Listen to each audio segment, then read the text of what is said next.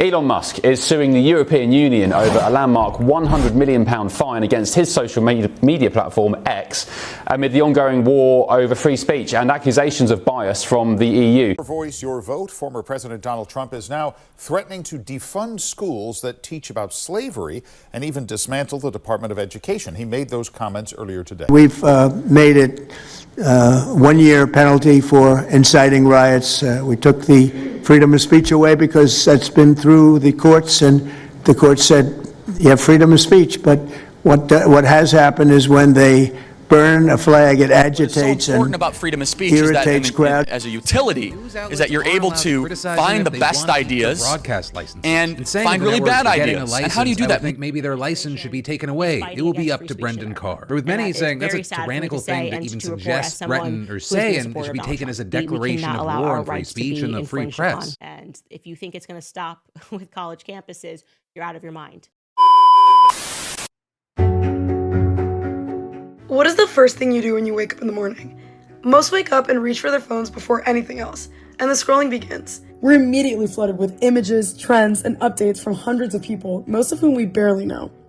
Every day, millions of people connect with others through social media or online communication. But lately, the question isn't just what people are saying, but whether they should be able to say it at all. Social media platforms are constantly accused of either censoring political views or failing to stop hate speech. Television networks constantly debate what audiences should and shouldn't see. In the United States, books are being removed from school libraries, while universities rewrite policies about what students can say on campus. Even graduation speeches have started to be scripted after controversial student statements sparked backlash. Free speech is often described as a fundamental right, the very foundation of democracy itself. But in a world of global platforms, polarized politics, and viral misinformation, the boundaries of that right are increasingly contested. As much as speech can bring people together, it can tear them apart just as quickly. But that begs the question, where should the line be drawn? And more importantly, who gets to draw that line? This video explores the limits of free speech in the modern media landscape, from social media moderation and accusations of ideological censorship to television standards, book bans in the United States, and the growing debate over speech restrictions on university campuses. We will discuss exactly what makes free speech free and how censorship is used as a tool for power. As we scroll through social media every day, we see opinions, debates, and sometimes even posts that clearly cross the line. We may think that social media gives everyone a voice, but here's the question: when does free speech turn into hate speech? And even more importantly, who decides what stays on social media and what gets deleted? So let's talk about it. Free speech is the right of people to share their ideas without unnecessary censorship from the government and other authorities. Free speech protects our ability to speak our mind even if others don't like what we're saying. But hate speech is different. Hate speech attacks or discriminates against people based on things like race, religion, gender, or nationality. It can create real harm, and that's why free speech doesn't fully protect it. So, where do we draw the line? Governments and other social media platforms often step in to protect people and communities from harmful content.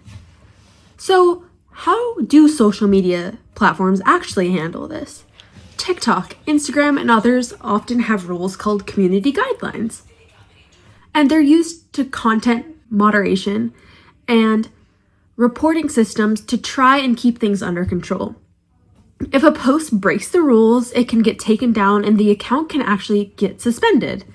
A lot of this happens with AI that flags harmful content quickly, but humans still go in and check it to make sure nothing gets missed. But the real question is, can we truly trust these systems to make sure it gets it right every time? On top of that, users can go in and report posts themselves, which often sets off other reviews. Governments, especially in places like the European Union, are currently stepping in too, pushing platforms to be more transparent and actually accountable for how they handle harmful content. Even with these rules, moderating online speech is tricky. Take Nicole Cleland in Minnesota, for example. In 2026, federal agents used facial recognition to identify her while she filmed immigration activity in Minnesota. She hadn't committed a crime, but the result of that cost her her global entry and her TSA pre-check. So this makes you wonder, can speaking out online actually put you at risk in real life? Because of situations like this, some people think social media moderation is starting to lean more towards ideological censorship. Take X, for example. Elon Musk has rolled back a lot of rules around misinformation. Things like election content, or even public health claims. Now, the idea of freedom of speech is not freedom of reach. So, this actually means that controversial posts stay up, but the algorithm decides how many people actually see it. So it makes you wonder, is free speech really free if hardly anyone sees it? Even when posts are taken down, there's a way for platforms to build how their algorithm works and decide whose voices get amplified and whose barely get seen. Basically, the internet is shaping who gets heard more than who most of us realize. All of this shows one thing. Trying to protect people from harmful speech while trying to keep free speech online isn't just that simple.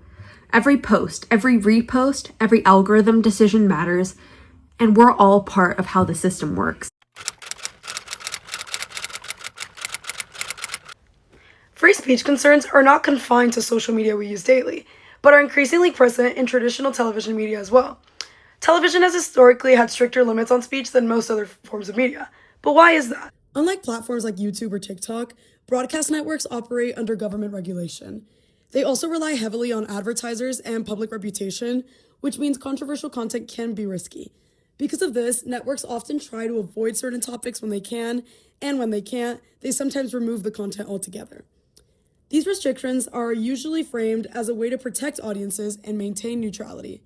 But critics argue they can also limit political expression on the air. So the question becomes, when networks step in to control what's broadcast, are they protecting viewers or quietly shaping what the public is allowed to hear? Recent events suggest that television networks, governments, and broadcasters are becoming increasingly involved in deciding exactly what can and cannot be said on television. But censorship doesn't always happen directly. Sometimes it happens through pressure. According to reportings by PBS, several actions taken by the Trump administration toward major media outlets have been compared by analysts to strategies used by authoritarian governments to discredit or weaken critical journalism. These actions include public attacks on news organizations and attempts to challenge their legitimacy. So what happens when political leaders publicly target the press? Even without direct bans, it can create an environment where networks feel pressured to avoid broadcasting content that could provoke political retaliation. As many of us know, late-night television has traditionally been one of the few places on TV where political satire thrives. Even those spaces have limits now. In February 2026, CBS pulled an interview recorded for The Late Show with Stephen Colbert featuring Texas Democratic Senate candidate James Tallarico. Network lawyers cited the Federal Communication Commission's equal time rule, which requires broadcasters to provide comparable airtime to opposing candidates during elections. In other words, if one candidate gets airtime, their opponent might have to get it too. Stephen Colbert argued that removing the interview amounted to censorship of political comedy and commentary. But the interview didn't disappear entirely. It was later released online instead. Another example came when ABC temporarily took Jimmy Kimmel Live off the air after controversy surrounding comments made about conservative commentator Charlie Kirk. The network's decision reflected concerns about the risk of highly polarizing content escalating political tensions. But many viewers felt the network crossed the line by removing the show. The backlash online once again highlighted the difference between digital and televised content. On the internet, controversial commentary often spreads freely. On television, networks still have the power to intervene directly when political speech crosses the line they view as potentially harmful or legally risky. Censorship can even show up in places people might not expect, like live entertainment broadcasts. At the 2026 Brit Awards, aired on ITV, several political statements were muted or edited out during acceptance speeches and performances. Phrases such as Free Palestine were removed from the broadcast audio. Even a political joke made by host Jack Whitehall was reportedly censored before the show aired. Broadcasters defended these edits as part of maintaining broadcast standards and avoiding political messaging during an entertainment program. But critics pushed back. If major cultural events are one of the biggest stages in media, should political speech really be filtered out? Taken together, these cases reveal something important about television today. Whether it's government pressure, regulatory rules, corporate caution, or broadcast standards, television remains a space where speech is often filtered before it reaches audiences. And that leads to a bigger question. Are these decisions responsible moderation meant to protect viewers, or are they a form of censorship that limits political expression in mainstream media?